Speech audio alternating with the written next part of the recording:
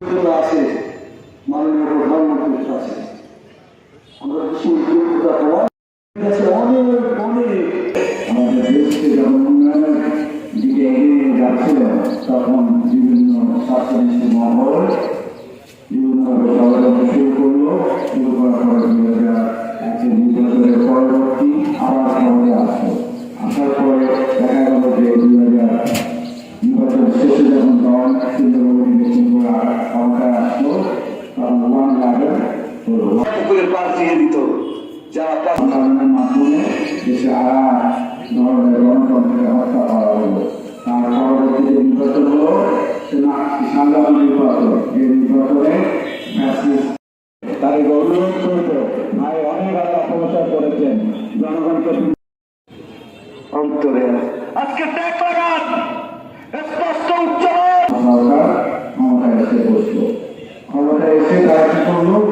এসে তারা নতুন আইন করলো যে আইন কেয়ারটেকার গভর্নমেন্টের মাধ্যমে নির্বাচন হওয়ার কথা ছিল।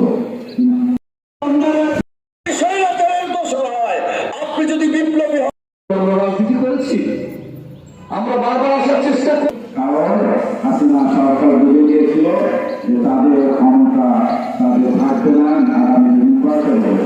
যার ফলে তারা 2008 ক্ষমতায় এসেই আবার আমাদের ভোটের অধিকার নষ্ট করল। কিন্তু আমাদের নেত্রী কিন্তু আরেকটি নীতি চায় না, এটি করলে কিন্তু তাদের আরেকটি যদি বাস্তবায়ন হতো দিতে পারেনি। আমি নমিনেশন পেয়েছি, মা দেখে যেতে পারেনি ছাত্র আমার সন্তান, আমরা কখনো পিছপা হব না ইনশাআল্লাহ। ক্রমে আমাদের যেসব নির্বাচনের ওয়াদা ছিল আমাদের মাতা পিতা দাদা দাদি নানা নানা আত্মীয় স্বজন ভাই বাবা বন্ধু বান্ধব প্রধানমন্ত্রী আল্লাহ তারেক রহমান সাহেব আল্লাহ তার খাস রহমত বরকত শেষ করে দিলাম। আল্লাহ এই আসনের বর্তমানে যে সম্মানিত আল্লাহ আল্লাহ তার দেশের উন্নয়নের জন্য ইনশাআল্লাহ আপনারা যেভাবে দেখেছেন শহীদ রাষ্ট্রপতি জিয়াউর রহমানের